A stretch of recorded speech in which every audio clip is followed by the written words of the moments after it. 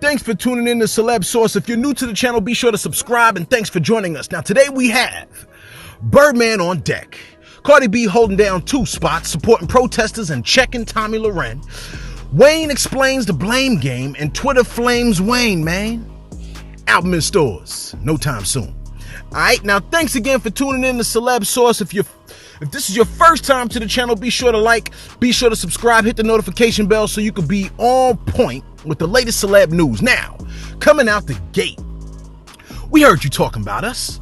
We heard you saying, oh, we saw Birdman in the thumbnail, but he didn't even cover him in the video. But everyone else knew something that you didn't know, which was that we were just prepping you for the article that we have for you today concerning him. Yeah, that's right. It's as if we were subliminally giving you a message or a heads up, if you will, that Birdman would swoop around the corner. And swoop around the corner he did, as a stork carrying a baby. But instead of a baby in his beak, he was carrying rent money. What you talking about, CS? The founders of Cash Money Records, Birdman and Slim, have once again come through for their community and decided to donate over $225,000 to the non-profit organization Forward Together New Orleans. All right? Now, the money is to be used to pay June's rent for anyone living in the areas Scattered Sites, Harmony Oaks, Morero Commons, and Gusty areas, formerly known as Magnolia, Calliope, and Melpomene. My fault for any mispronunciation, but you couldn't say them joints at first either, alright? Now, evidently, they've been taking care of their community and giving back for well over 20 years, even providing free health screenings for those that need it. Now, Birdman stated, quote, "The legacy of Cash Money belongs to the city of New Orleans. There's nothing more important to us than giving back to the brothers and sisters who live on those same streets that we grew up on, from musicians to service workers to everyday working families. That's what this label was always about." Now, Slim followed by saying, "New Orleans made us and is part of who we are. We are devastated that the pandemic is hitting our community there so hard, and we are committed to doing what we can to help now and in the long term." Close quote. Oh my gosh. See, this is what I'm talking about right here. Excuse me for at times getting hype about things like this, but seeing artists in our community and our culture repping within the community gives me the warm and fuzzies. If you're a tenant and you're to be covered by this grant, you will be contacted for your rent being paid in June. And not only will it be paid in June, but it will be paid in full in June. Now, next up, holding down number 2 and 3 spots for today is none other than Cardi B, who checked conservative political commentator Tomi Lahren when the political Karen chimed in and weighed her empty thoughts on the issue taking place in Minneapolis. You know, the quiet kid with hands. Tomi took to Twitter and posted, quote, "How does looting, rioting, and destroying your own community bring justice for anyone?" Close quote. Now, it wasn't before long that Cardi took her earrings off and lathered up the Vaseline before she stepped to Tomi and told her to mind her business. In fact, she tweeted out the following response, quote, "How does targeting, profiling, beating, and murdering black men with no consequence equal serving and protected? Who's giving them justice and trust on the cops? Mind your business and eat your salad." Nice. Oh, close quote. Nice. Now, my only issue with Cardi's statement is, I kind of like salad. Now, the future politician Cardi B, I mean, it isn't impossible, right? At this rate, folks make the highest office look easily attainable. Nevertheless, Cardi provides her input on the current state of affairs in our country, stating, among other things, that she felt as if she's been doing an unreasonable amount of police brutality videos, dating all the way back to when her teeth was effed up. And the only thing that has changed since then is her teeth. She went on to say, quote, "Another way for people to take power, I don't want to make everything political, but it is what it is by voting. The people that are voting for these people are most likely cops, most likely rednecks. That's why every single time that some F-ish goes on, like this, it goes to their favor. Because these people have the power as DAs, judges, to prosecute these cops when they do some F-ish like this. That's why we have to vote. Close quote. Seeing people looting and going extremely outraged, you know, it makes me feel like, yes, finally, motherfuckers is gonna hear us now, yeah. And as much as people is so against it, at this point, I feel like I'm not against it, even though it do scare me, and I don't want anybody to get hurt. But it's really frustrating. You want to know why? Because police brutality been going on even way before I was born. But it has been more visual ever since, you know, social media started getting popping. And ever since, let's say, Instagram started, just one app. Let's say since Instagram started, how many peaceful protests have we seen? How many trending hashtags have we seen? These hashtags keep freaking repeating themselves.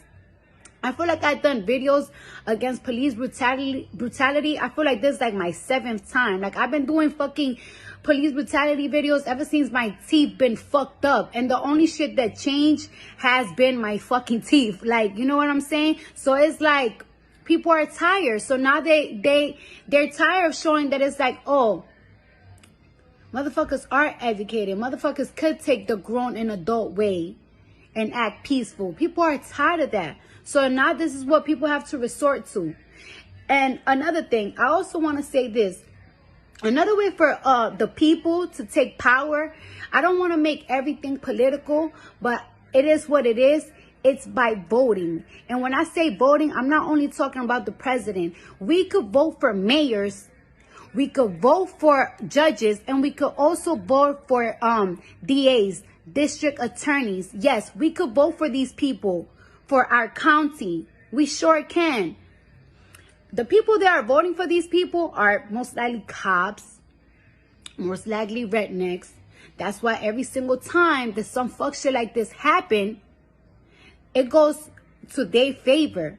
Because these people have the powers, DAs, these judges, these attorneys, they have the power to prosecute these cops when they do fuck shit like this. That's why we have to vote.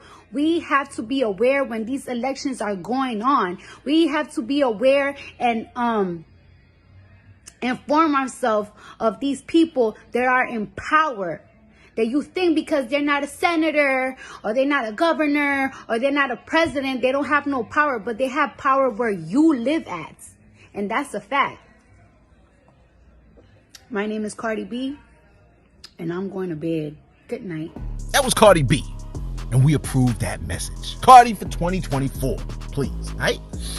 Now, Lil Wayne takes our final spot for today with his viewpoint on the societal issues for today. Now, word is that Lil Wayne is essentially a genius, right? But Twitter's response to his viewpoint concerning George Floyd has everybody questioning Lil Einstein when he essentially stated that, quote, we have to stop viewing it with such a broad view. Meaning, we have to stop placing the blame on the whole force and the whole everybody, or a certain race, or everybody with a badge. We have to actually get into who that person is. And we want to place the blame, and if we want to place the blame on anybody, it should be ourselves for not doing more than what we think we're doing. So you have a unique perspective. What do you think about what's going on right now with this cop on Big George stepping on his neck and all that?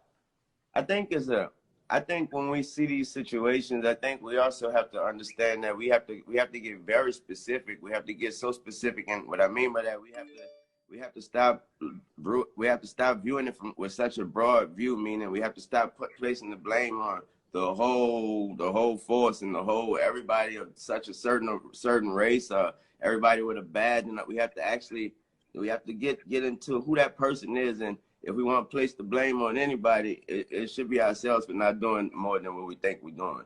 I mean, we leaving it at the reason why people always ask me, like, why you don't say this, why you don't do that, is because a lot. I mean, what else am I gonna do after that? Some people put a tweet out and they think they did something.